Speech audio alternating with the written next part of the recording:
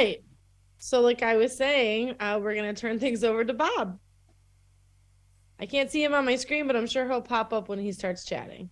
I'm supposed to be here. Yes, I see you now. Good, thank you. Well, the main focus of tonight's meeting is a presentation by Mount Vernon Group. And I believe the topic is, sorry, let me turn off my heater, it's noisy. I believe the topic is exterior elevations tonight, or exterior view options, as presented by either Dennis or Chris. And if you'd like, I can briefly go through the schedule again. It's pretty much the same thing that we've presented in the past. But if I can do a screen share here, let me try that. But Bob, not just that the schedule's the same. Margaret really wanted us to focus on like what progress has been made in the last 2 weeks. Okay, so I know there's been some additional meetings that have taken place. Let me just try to get my thoughts to here. I can share some of them if you want me to. Yeah, maybe you should, because I'm trying to fumble around here to get my So we had our kickoff meeting with the MSBA on Monday the 27th, which went well. It just they just laid out different parts of the project and what to expect with schematic design, and they asked us to send a space summary as soon as we're able to with the updated ed plan and make sure that those match. But Aaron Brunel, the mayor, superintendent, Whitney, and I were all on the call. I think if Aaron or Josh or Anthony, is there anything you want to add to that? Okay. And then also, despite the snow day, we persevered, and Mount Vernon Group was still able to do meetings with our staff members. So they met with the People Services team, which is special education and multilingual learners team, and took notes from them about the program design.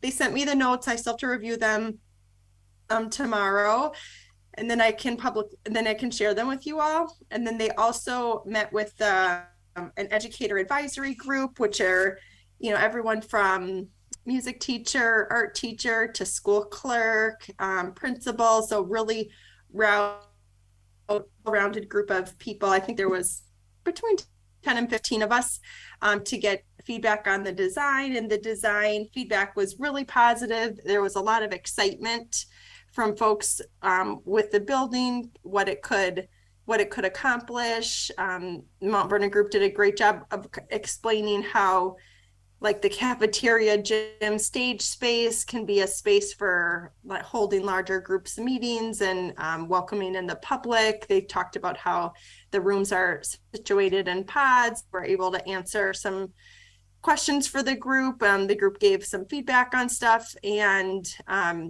think we still have some room to do to make sure that everything in the space summary matches the ed plan and we understand the trade-offs, but it was a really productive meeting. So those are the big updates that I think Mount Vernon Group or anyone from Anser Advisory, anything you want to add? Oh, thank you, Erin. I had those dates here. I was just fumbling around trying to get them on the screen. Thanks for that summary. The only thing I could add is just, again, touch on some of the dates going forward, if that would make sense. Sure. So let me try again a screen share. Can everyone see my screen? So here we are, the week of the 27th. Today is 3/2. That's a review of the exterior building options. We have another meeting set up next week. It's the 8th, Wednesday, with starting in the mayor's office with city departments. That's police, fire, and DPW. Next meeting. Yes. Your screen is outdated. Yours is a little bit outdated from the live Google Doc that we've been working on. So would you like me to screen share? Sure, yeah. Are you not seeing anything at all? I am, but like I don't think you're working off our live Google Doc where we've been keeping updates. No, I think you're sharing. I see what's going on. Hey, Bob, this is the school building project. Yeah, yeah, and that's what I have. That's what I have up on the screen. Oh, okay, because you're going over our building project with City Hall. No, this is Margaret's schedule that I have on my screen. So I don't know what you're saying. Okay. Well, we Oh, I see. Okay. we just have an updated one, so I'm going meeting to with take city you departments. off. Okay. Okay. I'm going to take you off, Bob, and I'll share. So, and this is all linked for everybody in the document. Okay. So, I apologize. tomorrow we have our good now for in terms of, remember, this row is the middle school building committee responsibilities, row 5. And meetings, we have our good now tour tomorrow. And actually, if it's okay, I'd love to get a sense, like, who's gonna, I have Kenya, Wendy, and Camelia wanting to go. Does anybody else want to go? If so, please come off mute because I can't see everybody while I present. Okay, and then is anyone from that group interested in driving and carpooling? And if nobody's able to, we might have to find a different date. I'm okay, like driving. Okay, thank you. Okay, I will connect you with the 3 online and we can figure out a good meeting spot. Thank you. And then we'll meet again in 2 weeks. Yeah. What time is that tomorrow? Yeah, the tour starts at 4. It's about a 75-minute drive. So we were thinking leaving at 2:30. Okay, thank you. Yeah. And then we'll meet again in 2 weeks to discuss the site plan. And then important meetings before that are the next Wednesday, they're meeting with the city departments for 90 minutes to go over their the project and get their input. So that's the biggest stuff coming up in the next 2 weeks. And then the things in red you can see here are since you saw this like 2 weeks ago, are the things that we've added, which is the tour date in Ludlow, and then also the public information sessions. Does anyone have questions about this schedule? Aaron, thank you for filling in. I'm not sure why my screen share didn't work, but I'll need to figure out Google Docs next time. Okay, no problem. Camelia, do you have a question? Yeah, where we have to meet in?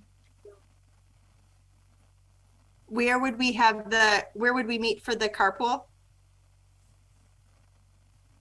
Are you talking about the tour tomorrow? Yeah. Like, where are you gonna meet? Yeah. Where do you want to meet? Where is best for you?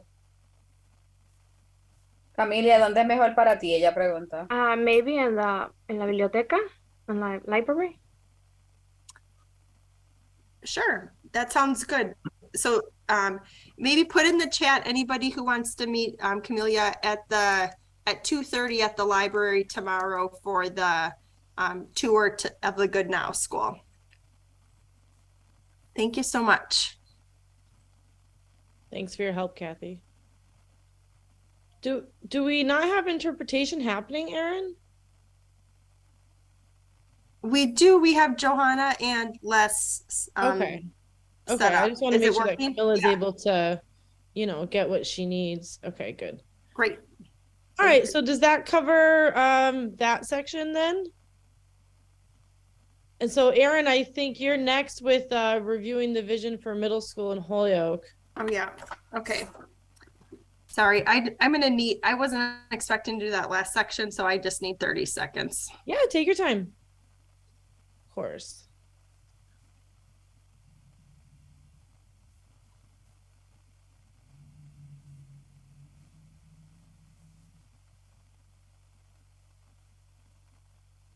Okay. So Margaret, we've been so lucky to have different people join the school building committee over the past year and a half, and the architect team and more people from Answer Advisory. So for long haulers who have been here for all 18 months, some of this will sound familiar, but with we wanted to give an overview of how, like, why we're even looking at wanting to have a new middle school building, and what's the vision for this middle school building. And so feel free, I'll do presentation. If a question comes up as I'm talking, feel free just to come off mute and ask it. And otherwise I'll take questions at the end.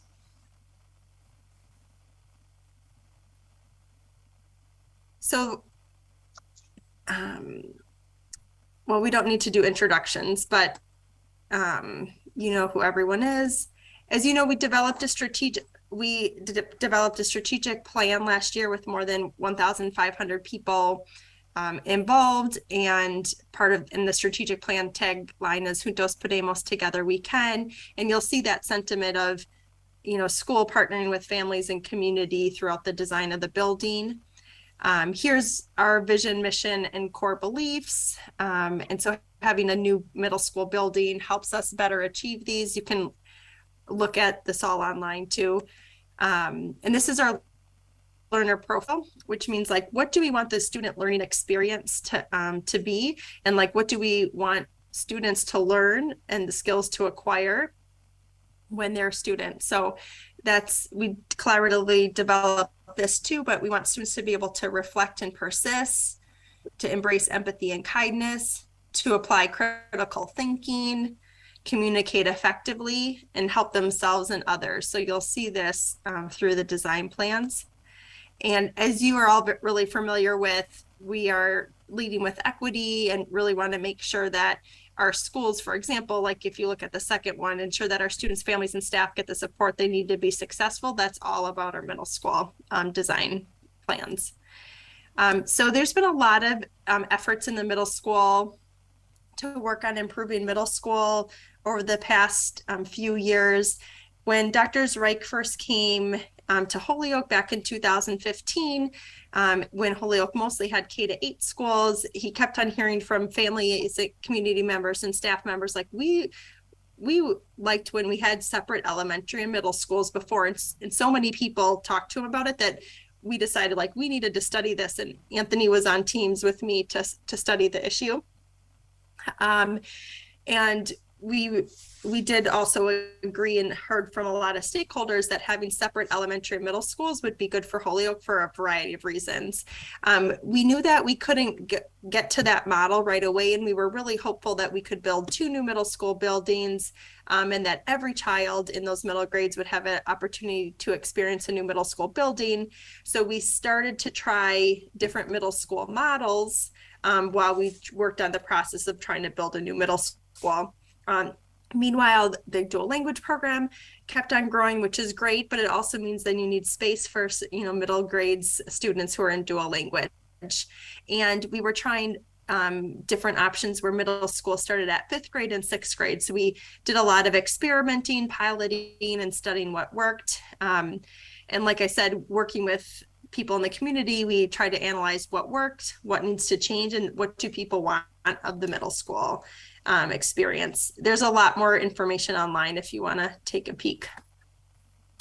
And so then we came to this stage in 2021, and with full support of the school committee, people decided, like, yes, we want to move forward with rezoning into separate elementary and middle schools, and we didn't want to wait for a new building for that to happen because we had been already waiting a long time. And part of the reasons for moving to separate elementary and middle schools would be to better prepare students academically and socially. You can have a customized learning experience for both pre-K to 5th graders and 6th to 8th graders in a way that's more difficult to have in a school that has 10 grades, both in terms of, like, people's expertise on early literacy, for example, or middle school reading, and also socially, like what we expect we expect 1st graders maybe to walk in line to the bathroom, but, you know, 8th graders definitely don't want to do that. Moving to separate elementary and middle schools also allowed us to have continuity of programming for dual language and special education. We want to keep students within those feeder patterns so they can stay with their peers. It's more equitable and allows us to drive more resources to instruction instead of operations. So for example, like right now, one of our schools, elementary schools, just has like PE and one other special class, where another one gets 5, and we want to have more equity of opportunity across our schools.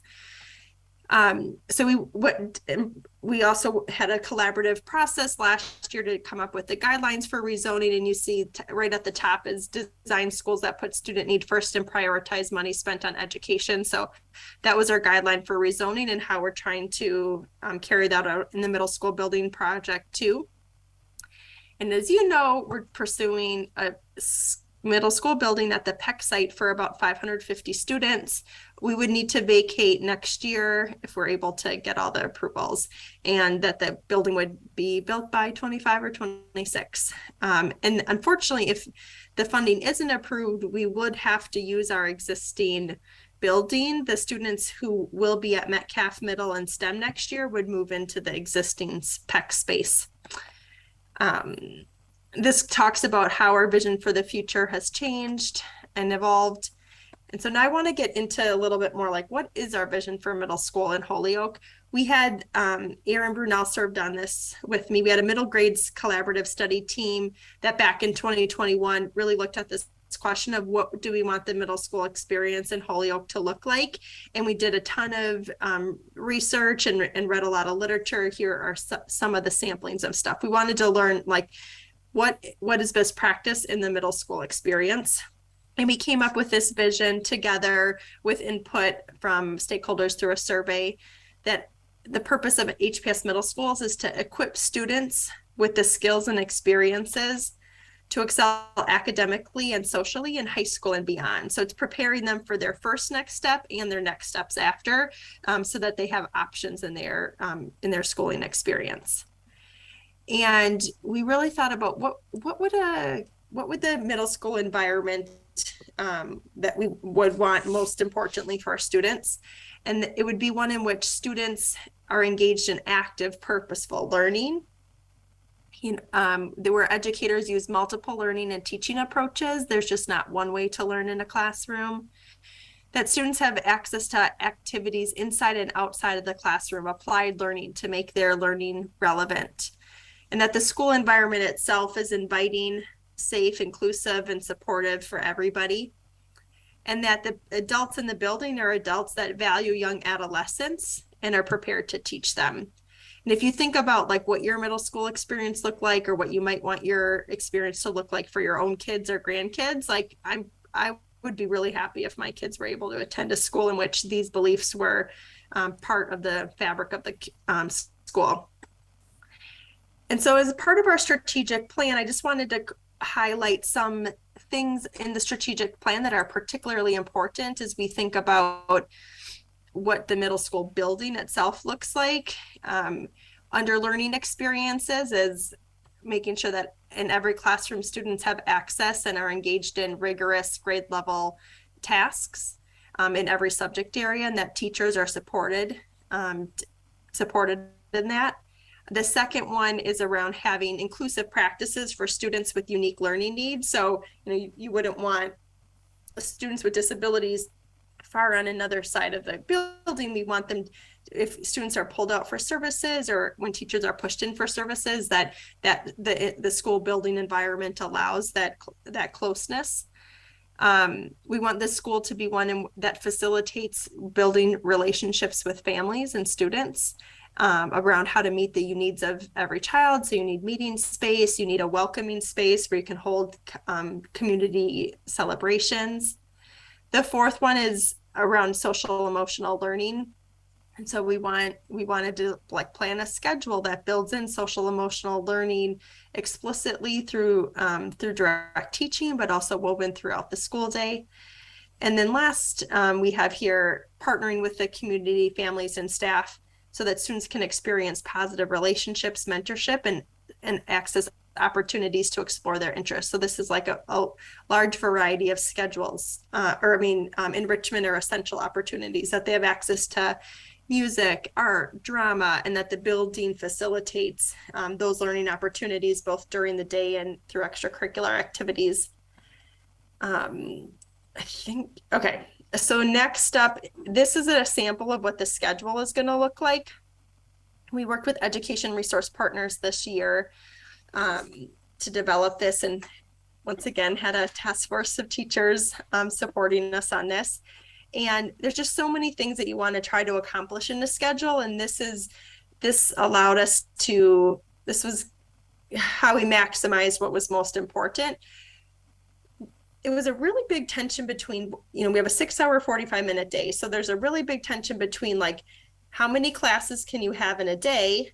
You don't want to, we wanted to ensure room for 2 different enrichments, but without shortening your blocks. You wouldn't want to have like 8 classes a day and every class is just 40 minutes. So we came up with this compromise where students have math and English as their core subjects every single day. And then every other subject is on a 5-day drop rotation. So you see, you have science 4 days a week. You have social studies 4 days a week. You get an enrichment 4 days a week, and a second enrichment, a different enrichment, another 4 days, and that there's time for intervention, acceleration, and advisory too. And students who, we'll try to have an inclusive setting as much as possible, but if students need a lot of secret services, they would get that in that second enrichment period. And then in the other school, Sullivan Middle School is going to have the dual language program. That's when students in that program would have their Spanish language arts. Other students who are not in dual language, for example, would have access to like world language, for example, art, music, drama. I do want to quickly stop here because the schedule is a big deal, and the schedule drives the number, like the types of rooms you have. Does anyone have questions about the schedule that they want to ask? Just come off mute if so. Okay.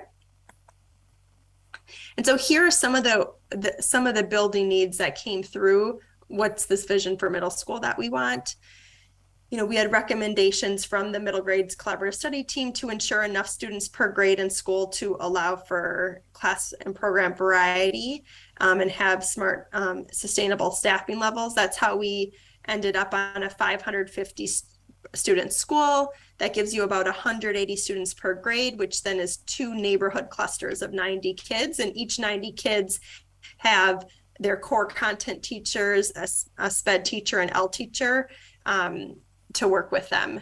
And then a counselor, probably by grade, it would be, not by pod.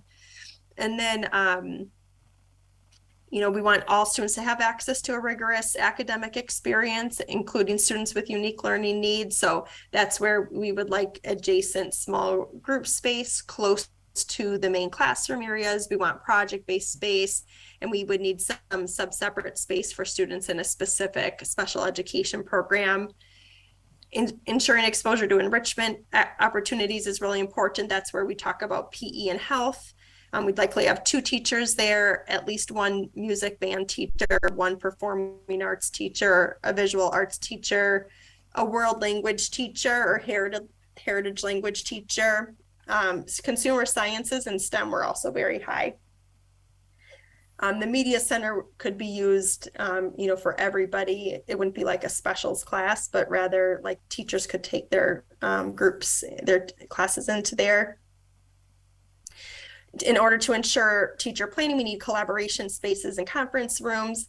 And then in order to ensure space for mental health and community partnerships, we wanted to plan for things like an expanded nursing suite, a parents center, enough room for therapists, Katie's Closet, which is for students students can go shopping at no cost for clothes, and you need space for the clothes, for example. Great. And so we're doing a lot of outreach and feedback. This is a bunch of stuff that we've done over the years, tons of meetings, tons of surveys, tons of people involved. It's a real delight to be able to hear from so many people and try to put together plans that are reflective of community interest and need. And we're still doing a lot of outreach right now. So the Educator Input Advisory Group will also meet on the 4th. of April. We're going to have those all stakeholder meetings on the 5th and 10th, which I will be bugging you about, encouraging people to attend. And then obviously you guys have been absolute rock stars, meeting pretty much twice a month for a really long time.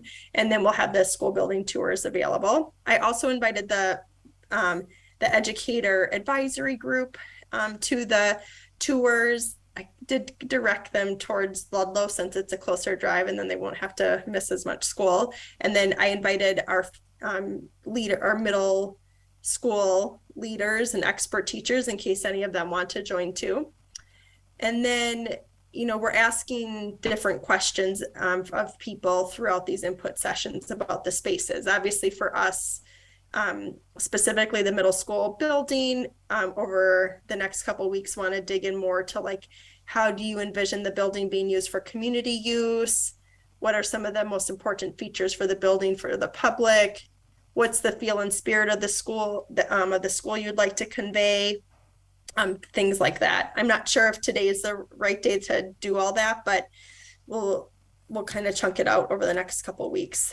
And you could put that in like a survey to people too, so that way they can give their feedback and then we could review it and kind of narrow things down. That's a really good point, Erin. Thank you. We do have a survey, and I just forgot to write it down here, and we're going to target late. Oh, wait, sorry. I was thinking we definitely have a survey for strategic planning, and I still need to make one for that early April period for this project. Thanks. Any other questions, suggestions, comments? Okay. Thank you for listening. I hope it was helpful to like reground us in what we hope middle school education will look like and just the importance of a building to help meet that vision. Yeah, I think it's always important to keep a keen eye on our focus. Thanks, Erin. All right, so next we're going to hear from the Mount Vernon group again, and we're going to review some exterior options for the new building. Not sure which one of you, but by all means, gentlemen, take it away. Okay, thank you. I'm going to share my screen. And when everybody can see that. Great. Okay. Yes. Okay, thanks, Chris. So again, here's the site plan as we spoke about the last time we looked at the site plan. The building has been modified a little bit, but what we're going to be doing today is looking at the elevations. That is to say, the exterior of the building all the way around the outside and what it might look like inside the courtyard as well. And what we've done is variation on the Goodnow School, which is in Marlborough, because that's pretty much what we're basing our design on. We've used a similar color palette that Marlborough had. Colors are completely flexible in terms of the color of bricks and so forth.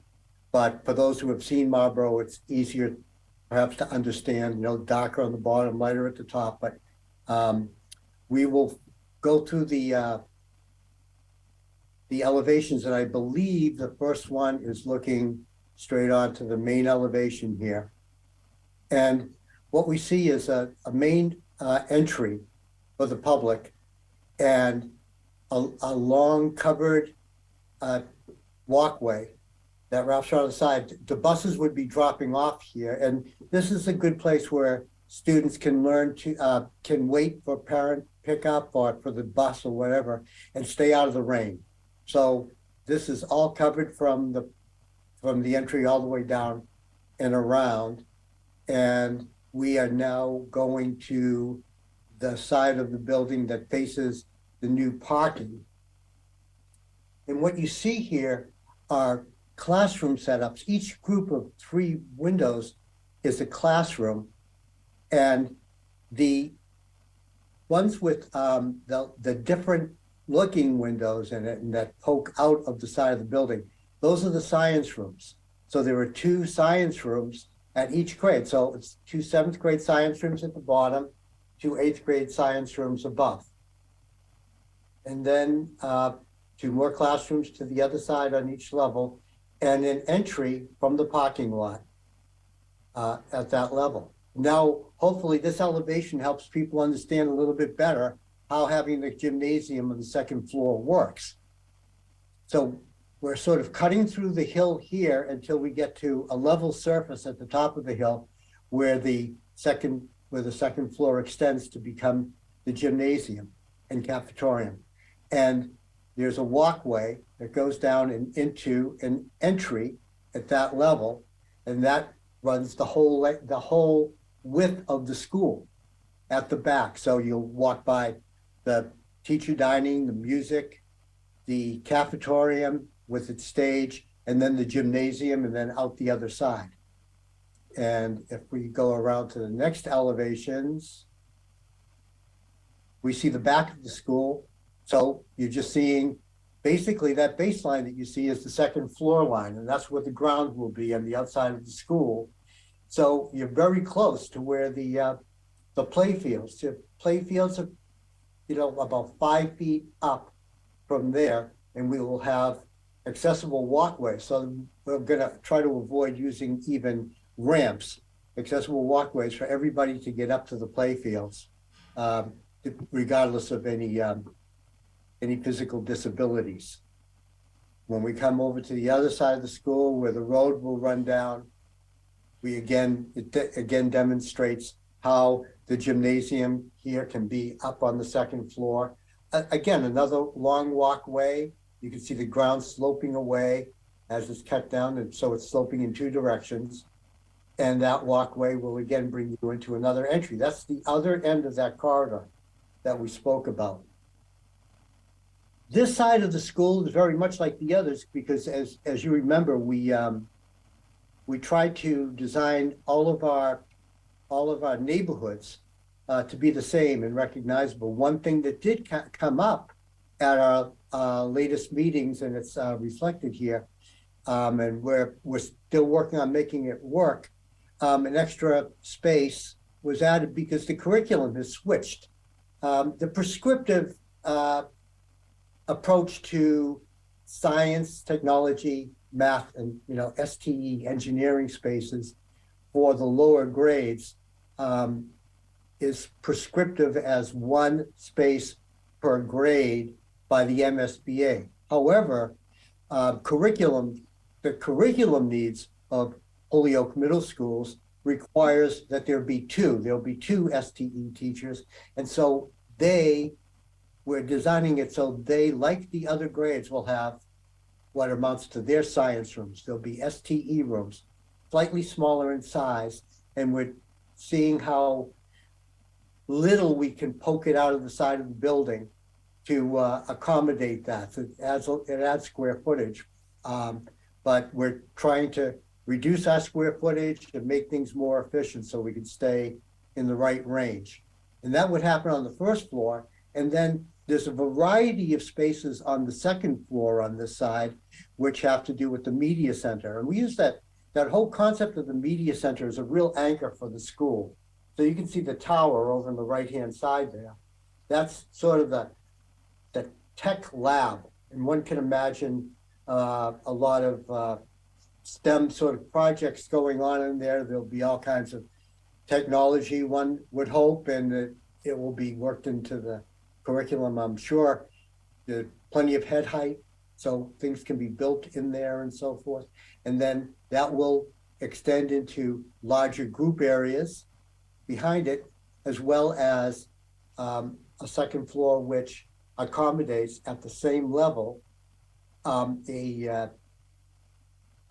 fitness room and in its proper adjacencies, and on the other side of the corridor from that, occupational and physical therapy, as well as a large nurse's office. So we're really locating a nurse's office very central to the gymnasium, the fitness, the occupation and physical therapy, and this entry up here at the top, that if there's ever any emergency, anyone who's injured in the school can be easily taken out. So that was, and again, having the opportunity to work with the folks uh, has really helped sort of illustrate what the needs are in this building, and it shone a light on what makes, you know, the Holyoke school system something special in the way you're delivering this education to the students. So again, this wraps back around the front, and you see this covered area also goes into a side entry here. The importance of this side entry is that during the beginning of school and the end of school, and if we can go back to the site plan,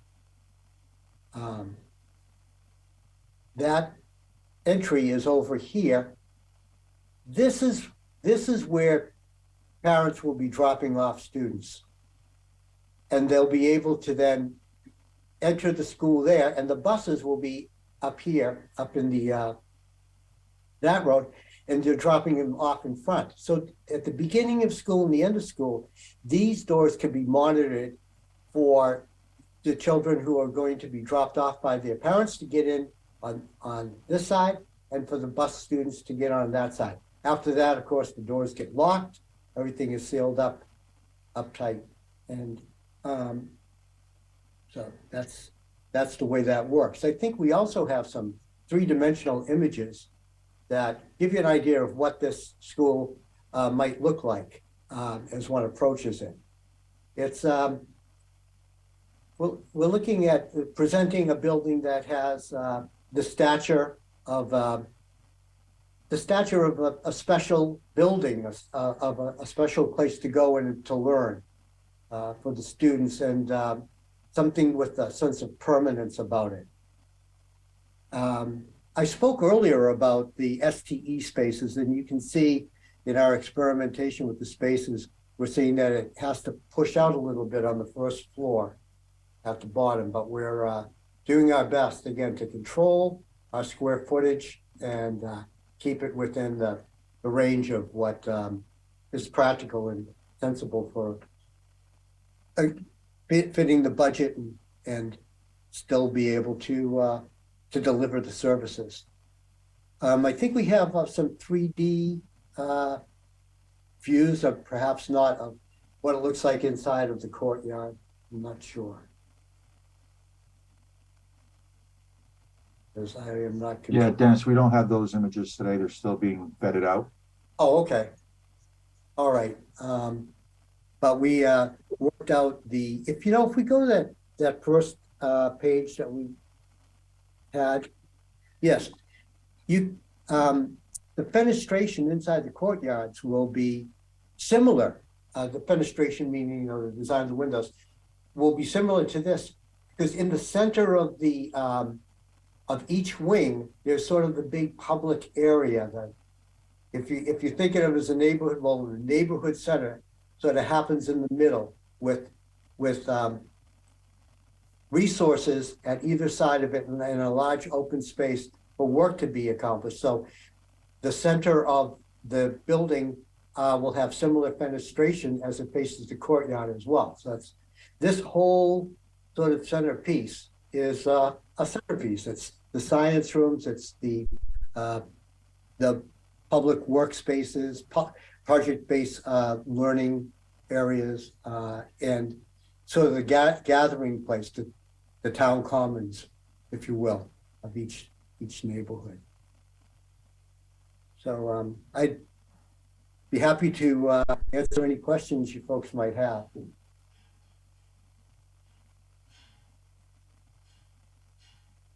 Yes, Anya, go ahead. Hi, Hey, Anya. hi there. I think the organization of the classrooms and the interior spaces and all the various spaces within the building make a lot of sense. I think it's a beautiful plan. I like that there's a courtyard. I like that it's kind of four-sided. And at the last meeting, Dennis, I think you actually said this building has 4 facades or fronts. And I was thinking that the side facing Beach Street would have a little bit more of a front of building look rather than behind of the building. I know that it's, form follows function and it's a big gym, and you're left with kind of a big Oh, square that's- there. But if that could be No, that's- somehow, That's the one on the bottom. That's the one on the bottom. And this, if you look at the bottom elevation, as you're approaching from Beach Street, because of the elevation of all the land around you, what you really be seeing is from about the first bay of windows, classroom windows beside the entry to the entry, no, to the other direction, Chris. isn't it the west is. elevation would be Beach Street. If you're not Beach, I'm sorry, Route 5. If you're looking across Crozier Field, you have a view right now Oh, of Peck okay. Middle If you- School. if- So yes, if you're if you- driving, if you're on Route 5, I'm sorry, The yeah, it west wasn't Beach, elevation. where you have a clear view across the recreational fields of Peck School right now. I'm looking at Google Right. Street View. You see Peck School on there. So this is Right. the view you'd be looking at, and I'm just wondering if we want to, I would be- know it would be budget's a lower. real concern, but just to break that up and make it look Well, as it could beautiful be. as the other three sides.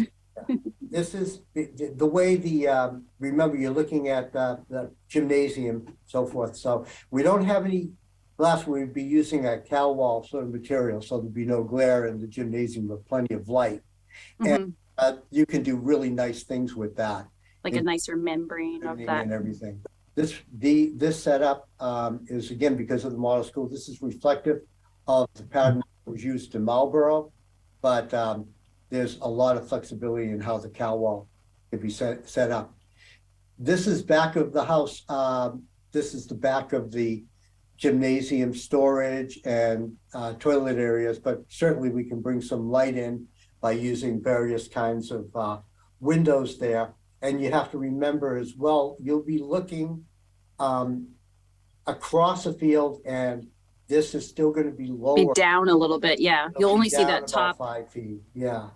But you're every really gonna be commissioned seeing the mural top. would enhance all that brick space. You really could. I was thinking the same thing with some You kind know, of and slick that won't membrane add or art. cost. Yeah, that would be something amazing. You could like put it forth to the high school art program and have a contest and like pick a winner and like, let kids make a mural that's obviously approved. That could be fantastic. Wouldn't Or that be even- amazing on that? And large incorporate space? the school name with it too. Because right Yeah. now it's kind of the front for a lot of people who don't go down there to school. Sure. Yeah. If you're driving through Holyoke, you may And- catch your eye, a beautiful mural. That's And my a other you know- great question idea. just about if the HVAC units on top of the roof, if those are shown right now, or like any kind of chillers, and would we see those? They are not shown because they have to be worked out by our engineers. But so exactly where they're going to be located, we're going to go with an all-electric building. So this will probably be having voltaic arrays on the roof as well. Oh, wow. Maybe those No. voltaic arrays could partially even hide whatever, Yeah. and- mechanics and- they need to. So Exactly. Dennis, if I could add a Yes. few things. Yeah. So Anya, I'll go back to your first question or comment about looking at the back. So one of the things we can do is, as you see in the site plan, maybe plant a few trees there to help break up that elevation. Between the beach, the fields and the backside, if you will.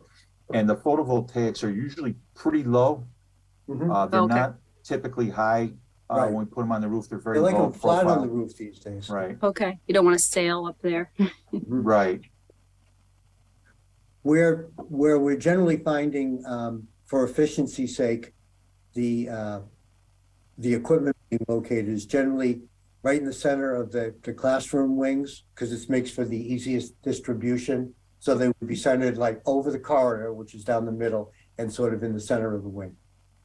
Do they typically sit out in the open and they need like breathing space, or are they ever like have something kind of There- obscuring there- them, or like a There's parapet wall or something? screening, there's screening devices available, and that could be put in as an alternate Okay. in the plans. They can be expensive, but one of the nice things about it is, again, this is not the exact plan of it because it's a little squarer across the bottom there. And that cutout on the roof is really moved over a bit. So, but what's nice about it is that center of the building is where we're doing something a little bit different with the fenestration. So if we put an alternate with screening, it would be right over that section. It would sort of, make sense in terms of the composition of the elevation. And most people probably don't even notice them. They disappear. Yeah, you get used to it. When you are up at a higher elevation, you do. You can, and the building materials, would the lighter color, if the darker is brick, would the lighter also be those are two different masonry? color bricks. Okay, masonry. Yeah, and so we can, And that's a concrete product, both of them? they're both brick products, so they're not concrete. The only thing that would be a concrete product. No, but modular concrete brick, like it's not clay or yes, it would be clay. Oh, okay. Right. Yeah, because concrete is very. It's gonna. It falls. No, much higher quality Nice. materials. There are a few places where there'll be direct applied insulation systems, but they'd be up high where they can't be touched and generally undercover and so forth. And everything guttered or downspouts. Yes, okay. Downspouts and everything will be brought down to subsurface drains. And last question, what material for the downspouts? Is there a big cost, between, a copper and then obviously not probably a copper, but what kind of colors sometimes there? Well, their colors are, there's all kinds of availability in colors. So everything from white to black and everything in between. Like a brown maybe or something? Because we'd be using metal gutters or aluminum, heavy gauge aluminum, but, and they would be, strategically located. All of the main roofs will be drained with interior roof drains. Mm-hmm. So the only place there'll be gutters is around the sloped roofs. Oh, okay. Those down leaders will be carefully designed to be, tucked in corners and make sense. That makes sense. Down. All right. That's it. Thank you. It's a beautiful Great building. questions. Thank you. Thank you so much. Dave, Mr. Yost? Yeah, thanks. I wanted to kind of go the other way on the windows. I'm wondering if that's, if it's necessary to have them that large. I'm just thinking from the, standpoint of energy efficiency. Is there, if you want to highlight that area, is there another way you could highlight it rather than having the larger windows? There's the same amount of glass. It's just broken up differently. But I understand your question. There's the same amount of glass pretty much going into things. There's a good chance as we look through this that the upper panes would in fact, what we have done generally in the past is on the south side of the building. We would, and that would be the other side. We would use what we call brise soleil at this band that's near the top of the window. What that does is it creates a shadowing structure that shadows the direct sunlight from coming in the classroom. And on the inside of that, a light shelf, which allows the light to come into the high window and bounce off the ceiling. However, because of the new energy codes, we're exploring the possibilities of the top of the windows just becoming a insulated panel. So it'd be like they would serve like a wall, but visually from the outside serve like a window opening, which helps scale the building more appropriately. So that's an excellent question. So we'd get plenty of sunlight in, but you'd probably, we have to check against the energy codes, but there's a good chance that they would be spandrelite, or that would be spandrel wall in there and not real vision glass. Yeah, that's good. All right, Mr. Anderson, Whitney? Thank you. Mr. Collimore has a question. Go ahead, Ronnie. By all means, Ronnie, you have the floor. Yes, just take a look at the back of the building, the road going down to the high school. Is that something that came up? Yes, In you want to go back to the discussion? site plan, Chris? Yes, the road that's going down to the high school is where Chris is pointing out right now. And Yeah, we talked about that road and just being a paved road. And here's the interesting way we're going to try to handle that. We're going to have the road, because it's so steep, would not be accessible, handicapped accessible for walkers, but we'll do a separate walk design that might wind itself a little bit more gracefully up the slopes and still bring us to the school. So the road itself would be a vehicular only road, but we would establish walkways that will get us up to the school. I'm looking at that design there, the road coming in from what is now the cafeteria area.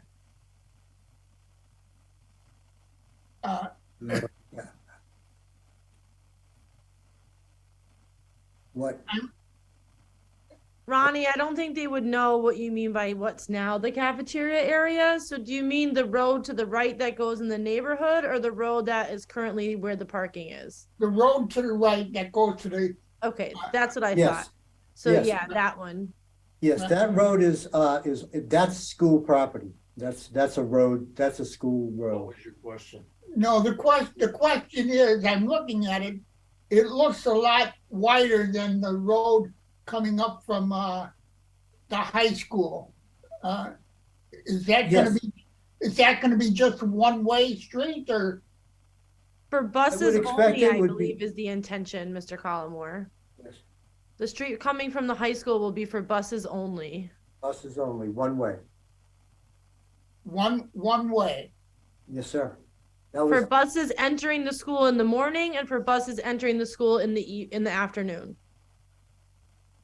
and then buses have the option of going either out to the right or straight out the other way, depending on what neighborhood they're serving, so forth. Do we really need a road going down into the parking lot and more buses coming in off of Beach Street close to the front of the high school and then up this hill? Well, again, that would be a question for transportation and for administrative thing. We were asked to look at that being paved because it seemed that the general feeling was that would be the appropriate way for the buses to come up. There's any number of ways buses could come into the school, and that transportation would have to work that out. But this is offering a new way to the school that can really help separate the parents' vehicular traffic and other vehicular traffic from the buses, and make for that 20 minutes before and after school work a lot more smoothly. So Mr. that's Soto, did you want to great jump in on questions. that? I saw your hand go up.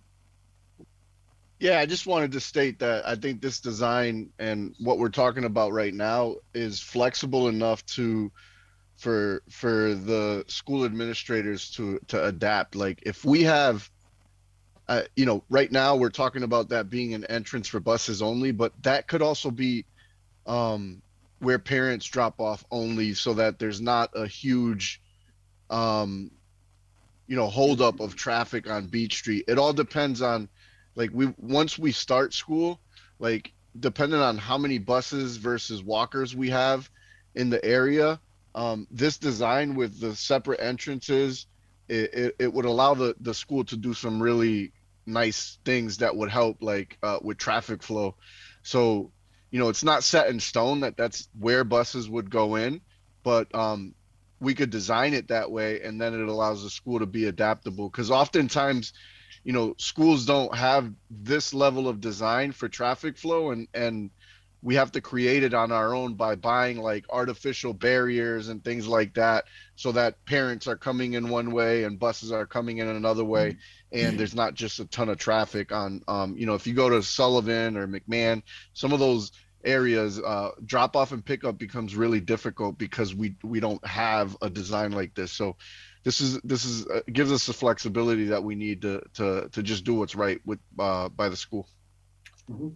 Yes, I'm glad you mentioned that because we designed a school several years back with two different ways for drop off. And it was imagined in the beginning, this will be the parent drop off and this will be the bus drop off. But after a few years, they reversed them because of the number of drop off they had and the type of experiencing over a couple of years with traffic. Having that amount of flexibility allowed them to revamp, but still use all the same roads. Dennis, this is Whitney Anderson with Ronnie Collmore here, and I think Anthony made a great point that it is the queue primarily for dismissal, which becomes rather lengthy. And if we could look at perhaps widening that access road from the dingle and have a conversation in relationship to get your opinion and your engineers to determine the width of the road necessary to commingle a queue for the parent pickup at dismissal time, as well as to allow unencumbered access for the buses, if that was the primary motivation for that. It would be a great conversation. Well, wasn't the whole point to have them separate though? Well, I don't, where else would we put the parent queue? Would that be coming in from Russell Terrace? Yes. Okay, so then that again would be part of that conversation to see exactly, to determine, what type of, and we really don't know how many cars we would be expecting there. But if you look at Sullivan, there's got to be 75 to 100, Donahue 100, McMahon 100 every afternoon. So those would be considerations that we would seriously want to presuppose. And like you said, Dennis, the best plans, all of a sudden they start using it in a different fashion. But at least if it meant widening that access road from the high school by 10 feet, then it's probably not that insurmountable to consider that if you're going to be putting a road in the first place. Yes, absolutely. All right, thanks guys. I will move on to Bob Stevens. Yeah, I have a quick question. Dennis or Chris, the upcoming code changes, including in particular the energy code changes, which I understand are kind of uncertain or ambiguous. Do you have any more information on that? And how would it affect your elevations? Would you have to decrease the size of your windows, or would you need to go to like a higher performance glass? We're looking at both. It may mean triple glazing on windows. With the new energy code, and then overlay the stretch code on top of that. That's why we're looking at things like spandrelite, and so we get the proper proportioning of windows. Even the look of the windows from the outside is important, and understanding that the building is not just enclosed with a lot of little holes in it. But definitely it's going to have an impact, and that's why I mentioned where we used to use the upper windows as with light shelves and things like that. We'll probably be seeing spandrelite in those windows instead, and being insulated that way and to meet the energy code. So that's like having a wall there. Yeah. Okay, good. Thank you.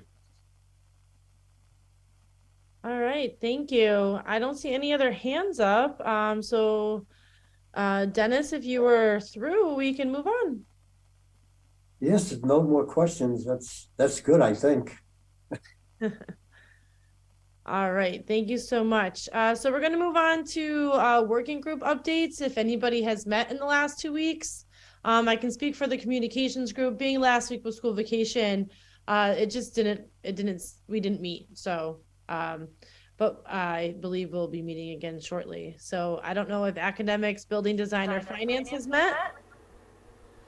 Yes, we have not met. Academics and extracurricular. Oh, I'm sorry, Ms. Dasheen, go ahead. Oh, I'm sorry. I'm just saying we have not met. Okay. Mr. Lubold? Yeah, so we have not met, and I actually had asked Margaret, what type of things should we be meeting about? Because really, there's no direction on any of the committees on what we should be doing and looking at it. Like I would have thought a lot of the discussion tonight would probably go through the building committee that, I'm the supposed chair. But if it's going to happen at these meetings, then is there even a need for our group to even exist? Margaret didn't really know how to answer it. And so I'm kind of at a loss myself on why even meet, I guess. Aaron, did you want to jump in? Yeah. The question about the purpose of the meetings are bigger than me, but things I was thinking for the academics and extracurricular group. Sorry, I have a huge echo. Does someone want to mute? I have it too. Okay. Me too. Can Okay, everyone I'm mute? muted, Jackie. I think. Oh, it's gone. Thank God. Okay. Okay. So the academics and extracurricular group could take a look at the updated educational plan to become more knowledgeable about that. And if they wanted to join, if you have any non-voting members that want to join the tours, they'd be welcome. And then Mark, I was thinking that I could forward you the notes from the that Mount Vernon group is doing for on their detailed meeting, so that your group can be more knowledgeable about just like the themes that you're hearing, so that when we're looking at plans, you could bring that lens to it too. Those were two thoughts I had. If people think those are good ideas. Thanks, Aaron. Mr. Yost, have you guys met finance?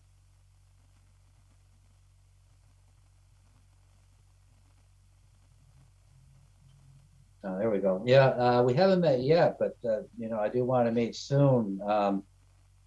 I think a couple of things we talk about is the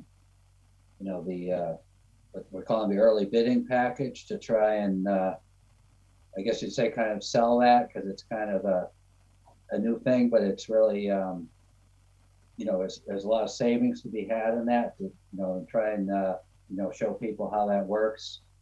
And I think also to look at, now we've got that workbook, that finance workbook, to take a look at that also. Yeah, that would be great. You guys can start building our argument with city council on why this makes so much good sense. Ms. Glasheen, did you want to add something? Yeah, I just wanted to echo what Mark said, because I have trouble meeting for meeting's sake. So I guess maybe I could talk to Aaron offline about more specific things. We have looked at the new ed plan. We did look at that at the beginning. We could review it again, but I guess I'm looking for an objective or purpose for my group. And I think as we get closer to like the actual building being built, we will have more to talk about. But I just wanted to give that 2 cents. Thank you. I definitely agree with Jackie, and people shouldn't meet just to meet, certainly. If one of your people wanted to join the educator input advisory group to be hearing that group's feedback, you'd be welcome. And then Dave, also, we're working on a presentation for city council about like, why do we choose a model school and Mount Vernon group and stuff. So I'm saying this out loud, that would be a good thing for me to give to you, so that your group can take a look at it too and offer feedback. What might we be missing as we put that together? Yeah, I mean, that sounds good, because that, as I said, that early bid package is, I think, a major factor in why we chose Mount Vernon, for the savings that could be had with that. Yeah. So with the early bid package, do we need to go in front of city council twice, right? Like we have to get the first early bid package approved and then go back for the vote for the full bond. Is that my understanding of that?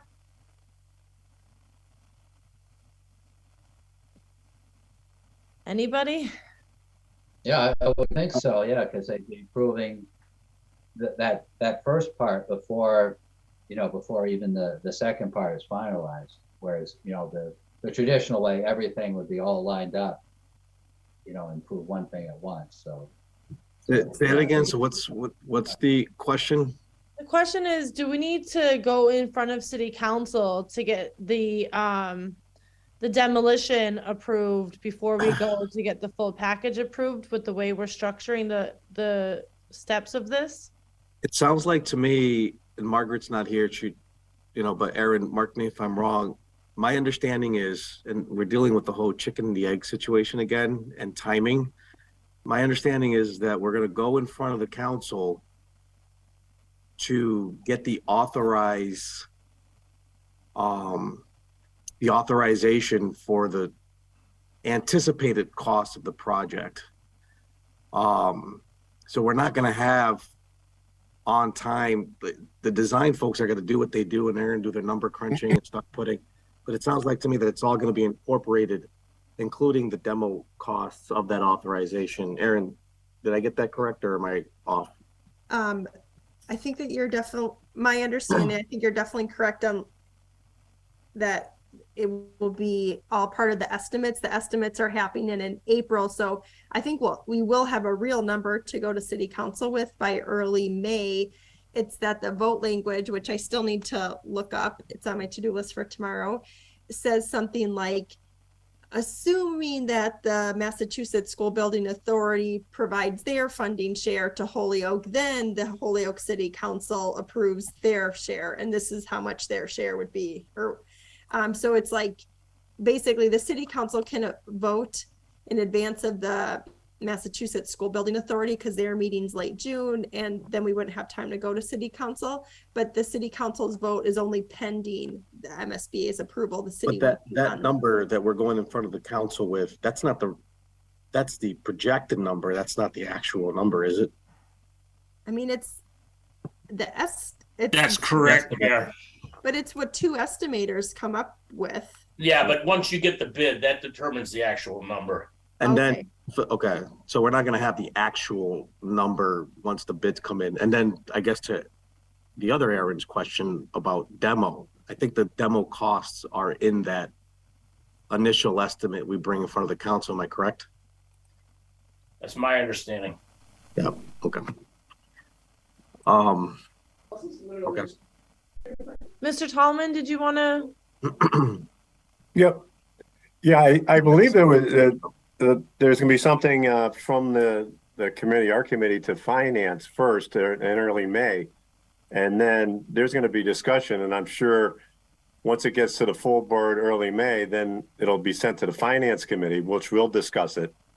And it may take more than a meeting to go over everything. Yeah. So I'm thinking, yeah, right. Yep. Nope. You're spot on. So Aaron is going to get me. We spoke with MSBA about a week ago, so they have some sample language. As soon as I get that, I'm going to forward that to you, so you can start the process. So go to your council, and then it's going to go to finance committee, and then now, hopefully we can get your committee to meet sooner.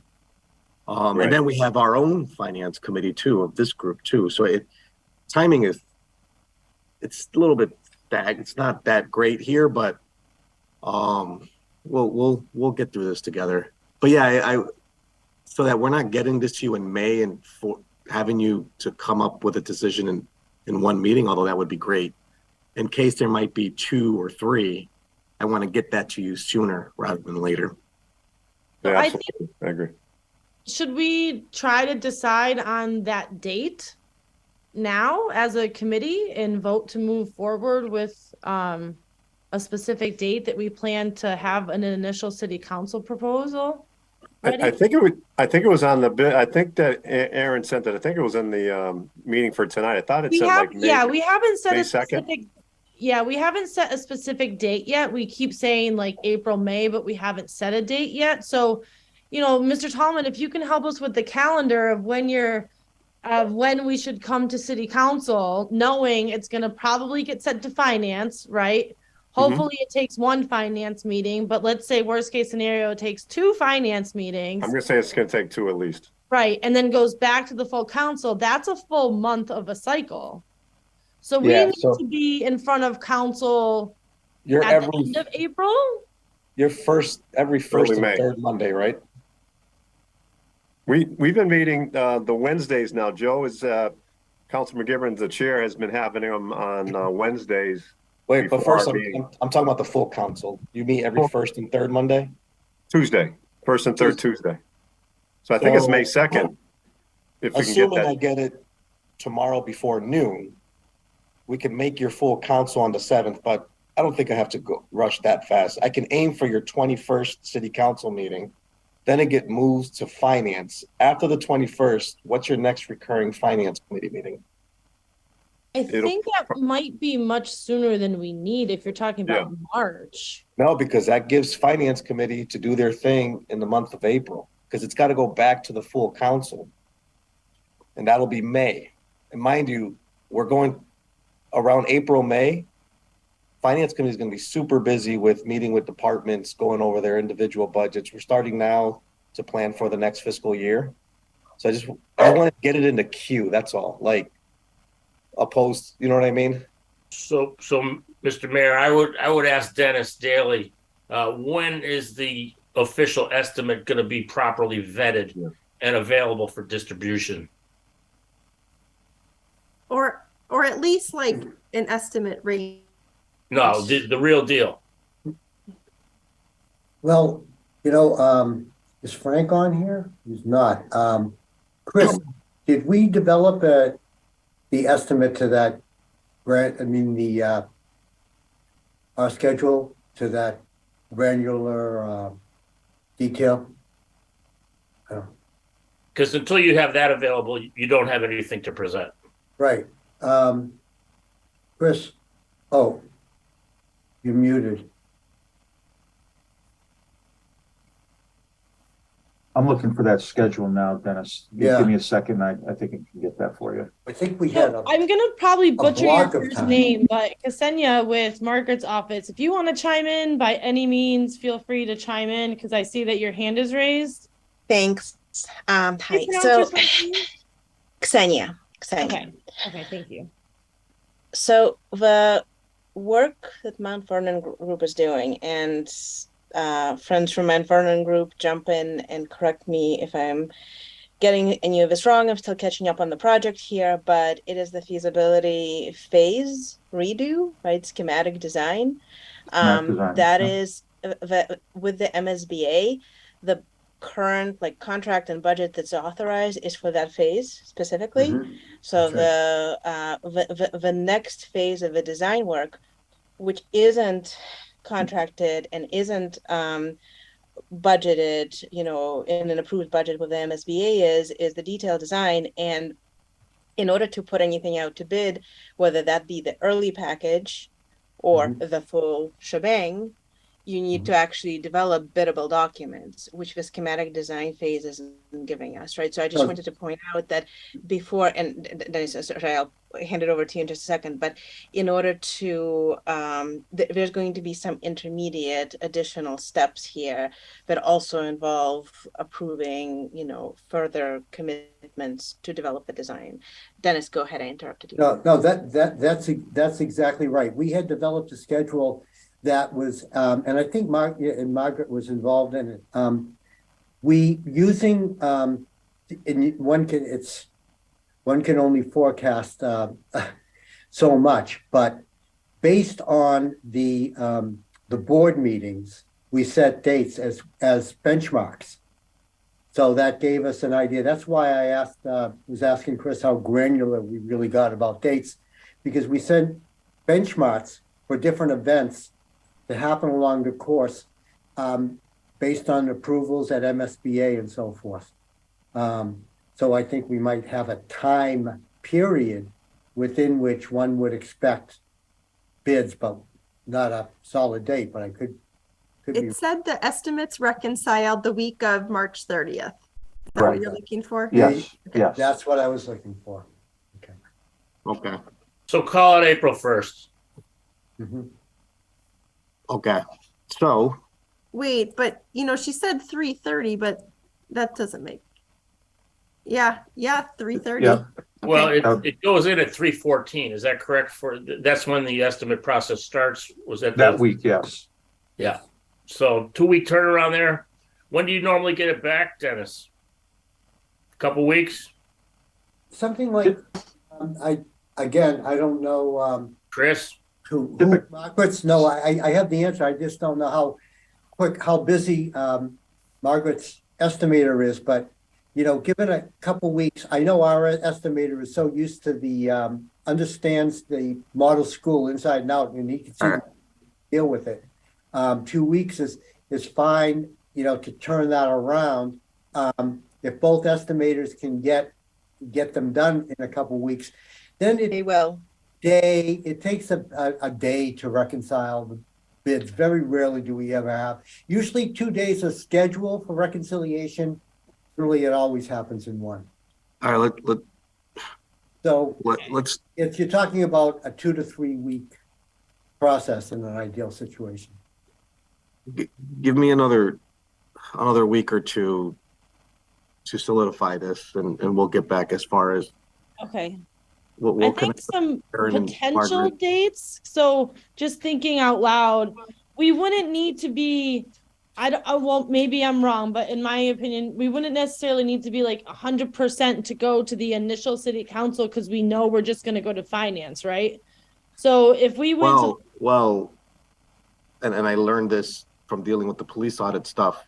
If we're going to introduce anything to the council, we have to have whatever documents we're sharing ready in the matter of procedure. Otherwise, the agenda will be in front of finance committee, but when documents and numbers are ready, I have to put it to the city council to receive, to send to finance. You know what I mean? So it's, all right. So that's why I said, let me get another, I'll take this on, the planning part. I'll work with Margaret, Aaron, understand a little better on estimators, and when we think we're going to look at the schedule, get you a better idea of what that timeline would look like getting in front of the council. I'll get back to you. That makes sense. Okay. Sounds good. Mr. Lubold, did you want to chime in? Yeah, I was just going to ask Peter if we come forward with a dollar amount, right? Does it have to be like in a legal form that gets presented to the full city council, and then that goes to finance, for bonding kind of language? I believe so. They might have to go down with the language at the law department, right? I believe so. Yeah. So, and I'm not sure how long. Or the treasurer. Yeah, the treasurer's office. Yeah. We would have that language ready ahead. Yeah. All right. So so through the treasurer's office, they work with bond counsel, and they'll get the proper language. So we'll make sure that the item on the council agenda is what the vote's going to be for the authorization. So we're not waiting, finance committee says, all right, send it to legal. Let's wait until we hear something. You know what I mean? We'll have all that ready. Yeah. And if we're recommending, kind of a 2-phase, doing the site work demo first, are those 2 separate bonds that come forward? No, or are they all part of the same?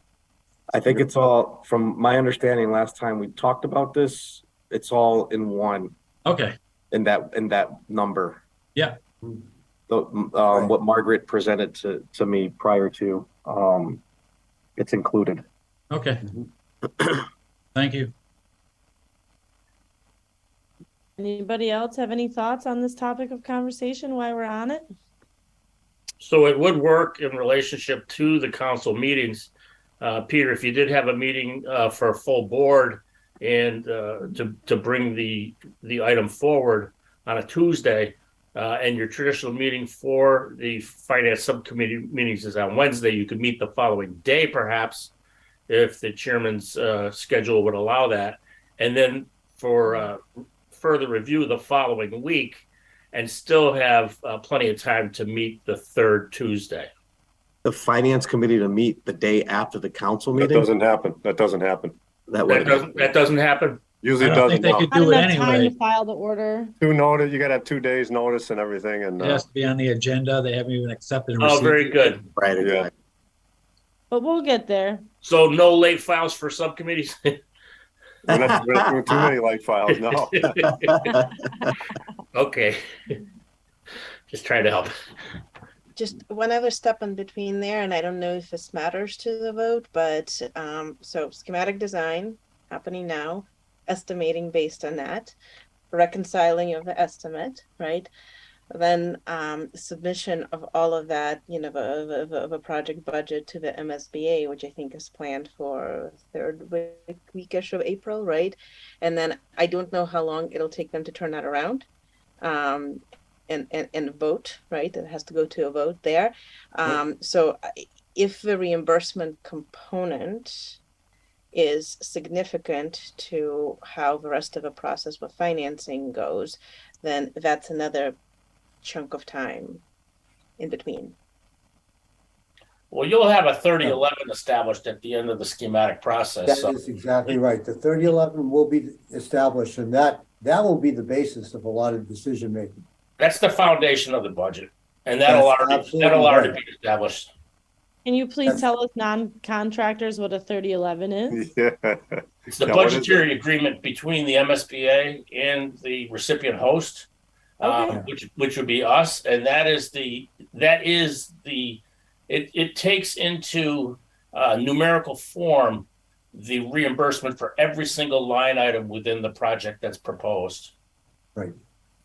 It determines what's reimbursable, what isn't, at what percentage, all that. City share. A fixed amount that you know that's going to be reimbursed. And that's what you both can count on. That is what I was referring to, though, the process. So there's, once the estimates are reconciled, that gets put together and gets submitted to the MSBA, and they need to review, approve, and vote on it. So that's another period of time, you know, while they have it in their hands. Yes, it's part of a chain of events. Yeah. And once that is done, then the rest of it detailed design gets authorized. Correct. Right. And what would happen here is this process, taking that 3011 or that budgetary agreement, would be brought into an effect for the community based on those numbers prior to acceptance by the MSBA. So therefore, your authorization from the city is contingent, and is contingent upon MSBA approval. And if they don't approve whatever, and everything goes south, then everybody goes back to their respective corners, and that's the end of the deal. Right, and the contingency, well put, Whitney, and the contingency is, as we all know, once it goes before them, especially since this is a model school, it's going to be accepted. But if it doesn't, if God forbid something terrible happens and the state needs money for something else, whatever, it's always contingent upon the state funding. So think of it this way in regards to this new notion of the 3011. The state comes up with those numbers. Oh yeah.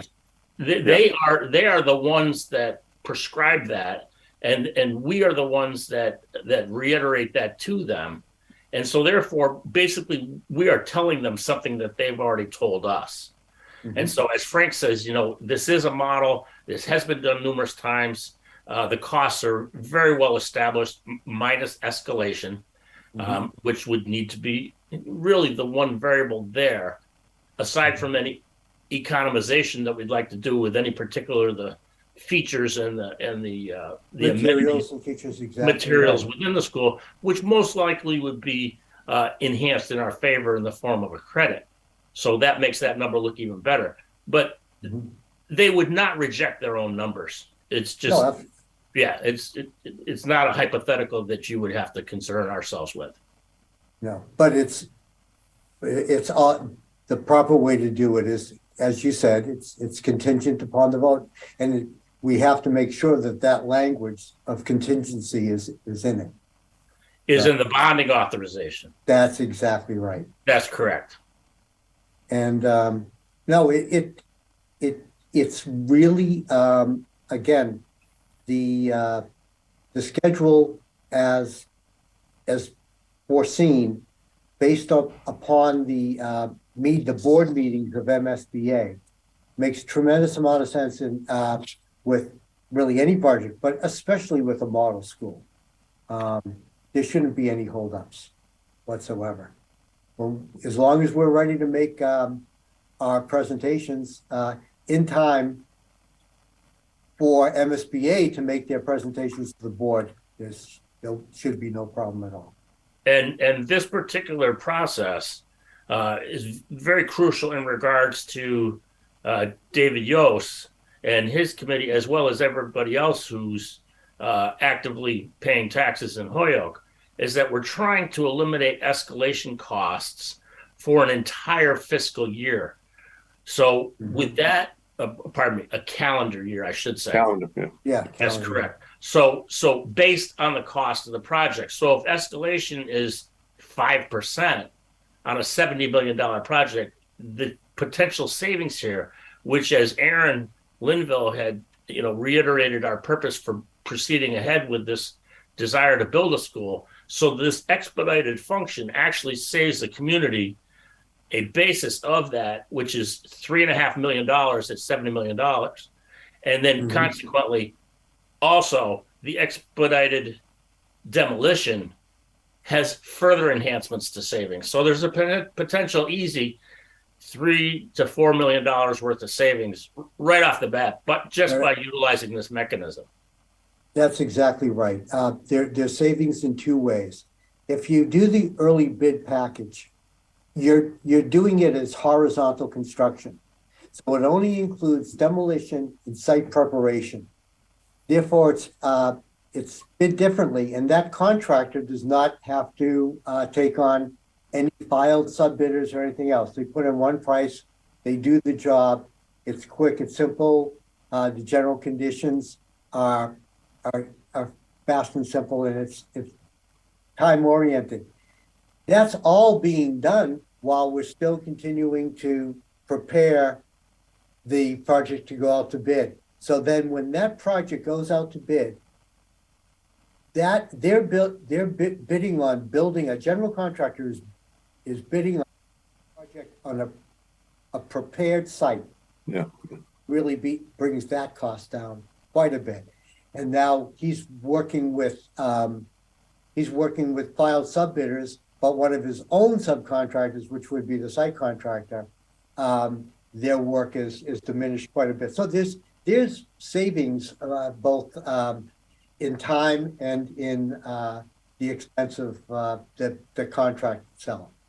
It's really good. There's a unique way you can think about it. If you were a homeowner and you had some substantial work to be done on your home and you needed to do some preparation work, but you had entered into a contract and you hired the electricians, you hired the plumbers, you hired whoever you needed to have, but they couldn't work until the first phase was done, and they're sitting in your driveway.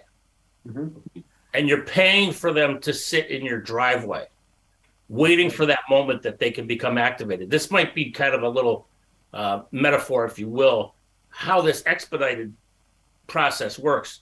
With the expedited process, just the people that are specific to the site are on the site, and everybody else is out doing something else and not charging you. That's really well put, Whitney. That's, again, I was talking construction talk, and please forgive me. That's what I was talking about in terms of general conditions. People will be able to come on that site and begin building and building right away.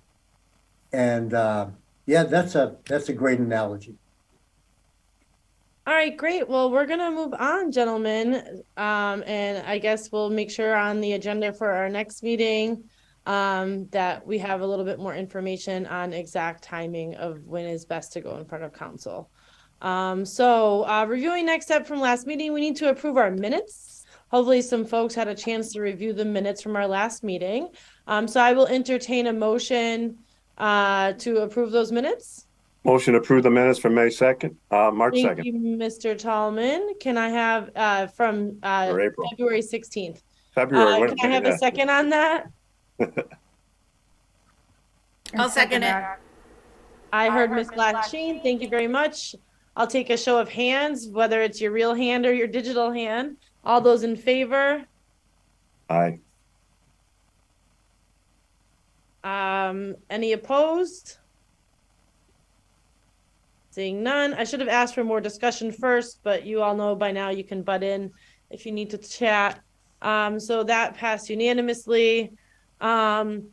I got a side note that the Marlboro tour might not actually happen tomorrow. So Miss Linville will reach out to those who had signed up and confirm the details if that is moving forward. Mr. Garcia, did you need to add something or was your hand just raised from the vote? No, add something. By all means. I didn't get an opportunity to do this at the beginning of the meeting, but introduce to you Anya Duffy, who was asking. We did that at our last meeting. We did it last time. I did it last We meeting. spent like Do it again 20 anyway. minutes. Sorry, we did all it went without through you. and told Did each I other miss our the life last stories. meeting? Yeah. Yeah, you did. Yeah. Oh, was that when I was Puerto away? Rico. Yeah. Come on, let's hear it anyways. Yeah, I was really trying to go for 100%. All right. Oh, that's Thank okay. you. We won't Thank you, hold it Mayor. All right. No, Sorry. we went everybody. around and everyone introduced themselves and I Hey, so said I want hi. to know, is Anja on Mark's committee? I think is at the site and building and Oh, she is, Mark? construction. Yeah. Oh, great. Aaron Linville, would you please put Anja on Mark's committee? Yes, I Okay. will do that. Thank All you. right, great. Thanks, I don't everyone. have So anyone Sorry. to drive to Goodnow tomorrow. So unless someone says right now that they can drive, we'll reschedule that for a time later on. Okay, we'll reschedule that. Chris, you do not need to take us there. Please tell the principal. Thank you. And we'll reschedule. Ms. Brunel, may I ask one other question? Do we have a current list of contact information for all the members that's might be I don't know if it's been shared with the committee, but yes, we certainly have a list. yeah, because I'd like to know how to get up, in touch with Anja, for instance, and so forth. Sure. I'll I think send that it's out. public too. So yeah, Aaron can circulate that. Thank you, Aaron. No problem. All right. So moving forward, folks, we've got Thursday, March 16th is our next meeting, Zoom.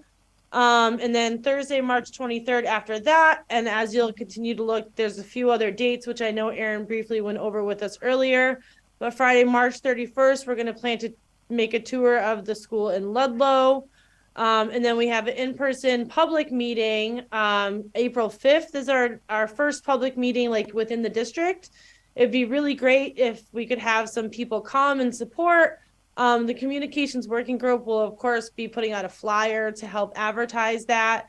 So if committee members can share on social media, share the flyer, talk to your kids, parents, whatever you can do to help spread the word so that we have a well-attended meeting, that would be great.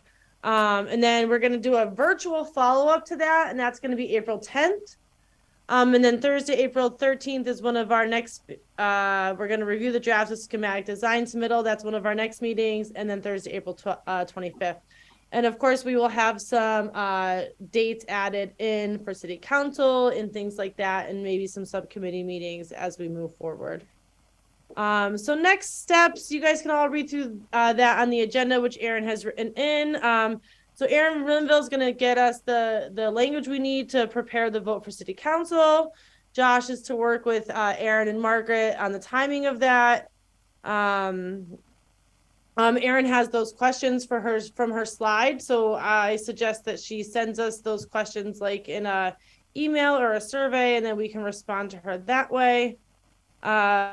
She has the draft presentation for Counselor David Yost to review for Finance Committee. She'll send that. Mount Vernon Group is meeting with Aaron and Whitney and some others to reconcile the space summary and the ed plan. So if anybody wants to volunteer or be part of that meeting, you can let us know. And yeah, go ahead, Ms. Linville. Yeah, Mount Vernon Group, when can we do that? Because it seemed like it was time sensitive. Could you send me some dates for times for maybe Monday or something? Yeah, that came up in our MSBA meeting the other day, right? So they're looking for that information. Yeah, I think you're still designing the rooms. So, Aaron, I'll No, reach out space to you on summary. potential Not the dates. roads. I'll follow up with our team to see where we're at. Great. We are making a few Cross-reference with the ed adjustments. plan. Yeah, Thank you so much. you're welcome. And then that's it. Just a No, question. You have to talk about the effect on the ed plan of the additional spaces that fit the curriculum. There was a consumer arts, as well as an extra STE space. We're working with that, but so that's what we're working on now. Great. In the sub-separate spaces, I wasn't positive. we had all Sub-separate those. spaces, we've got all of those in. Okay. Yeah, I guess I'll need some help looking through that. Yeah, there's one at every grade level, and there's also 2 ABLs. Great. Okay. I can't wait to meet. Whitney, did you have something? I'm sorry. Yeah, no, just based on your reconciliation of the chronology here. So Mr. Collmore and I were talking before the meeting in regards to the Ludlow tour and trying to remember it. And as you remind us now, it's the 31st of March. It seems like a long way away, and maybe there's a painful reason why it ended up there, because I know it's hard to get everybody's schedule figured out. That's 4 weeks away. Can we bump that a little bit? I know Chris has got an in there, and we could probably get in. But is there a reason why it's 4 weeks away, or did I miss something? The Ludlow tour you're talking about? Yeah. Yeah, I went based on what people shared that their availability was. I looked Yeah. at the states of the week. You don't Okay. want to do it on the St. Patrick's Day. So, Yeah. And a lot of people have RSVP'd, and it doesn't seem like it's changing the plan design. So I think we should keep that date. Well, I know how challenging those things are to do, so I appreciate that. All right, great. Does anybody else have anything else that they want to add or discuss before we wrap things up? Seeing no hands, I will entertain a motion to adjourn. Motion to adjourn. Second. Mr. Lubold and seconded by Mr. Tallman. Any further discussion on the motion? Seeing none, I'll take a raise of hands for all those in favor of adjourning the meeting. All right. Keep them up for just a second, guys. Aaron has to count. Thanks. I'm just saying everybody is all Yeah, I'm 16 assuming. people. All right, you can put your hands down. Opposed. Any of those opposed to adjourning? All right, so the meeting is officially adjourned at 7:42 p.m. Thank you all very much, and we'll be in touch soon. Good Have a night, good night. Thank you. Take care. Good night.